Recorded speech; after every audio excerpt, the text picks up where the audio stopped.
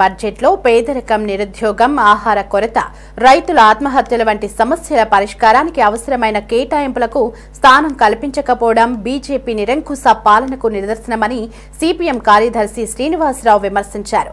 నెల్లూరులో వామపక్షాల ఆధ్వర్యంలో నిర్వహించిన సదస్సులో ఆయన పాల్గొన్నారు. బతుకు తెరువు కోసం అమెరికా వెళ్లిన భారత పౌరులను సంఖ్యలతో మన దేశానికి పంపితే మోదీకి ప్రశ్నించే ధైర్యం లేక మౌనం వహించడం సిగ్గుచేటని మండిపడ్డారు. ఆయన 2వ తేదీ 3వ తేదీ ఢిల్లీ వెళ్ళి వచ్చాడు మన రాష్ట్రానికి సహాయం చేయమని అడగటానికి.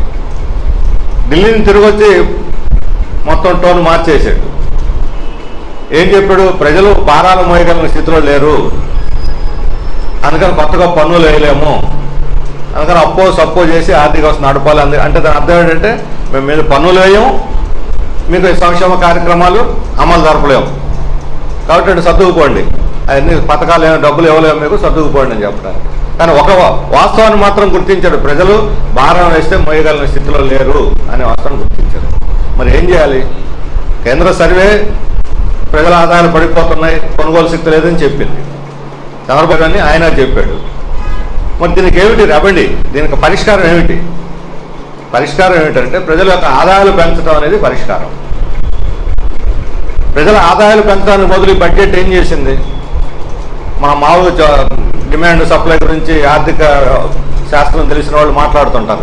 ఆర్థిక శాస్త్రం తెలియవాలి. ఇప్పుడు మొత్తం మన ఆర్థిక వ్యవస్థ అంతా దాని మీద నడుస్తున్నది.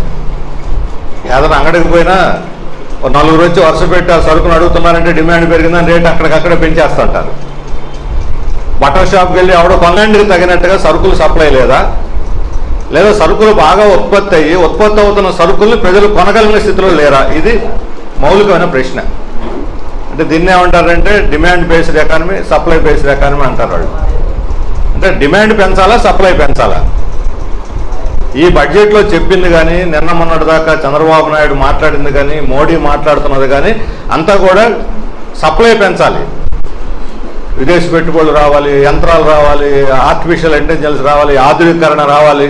చంద్రబాబు నాయుడు అయితే ఇంకొక అడుగు ముందుకేసి డీప్ టెక్ టెక్నాలజీ వచ్చేసింది, ప్రతి రంగానికి వచ్చేస్తుంది, విపరీతంగా ఉత్పత్తి పెరిగిపోద్ది. పెరిగిన ఉత్పత్తిని అంతా ఏం చేయాలి? ఉత్పత్తి పెంచేస్తారు, మీద డబ్బులు ఉన్నాయి, పరిశ్రమలు పెడతారు, ఉత్పత్తి చేస్తారు. చేసిన ఉత్పత్తిని ఏం చేయాలి?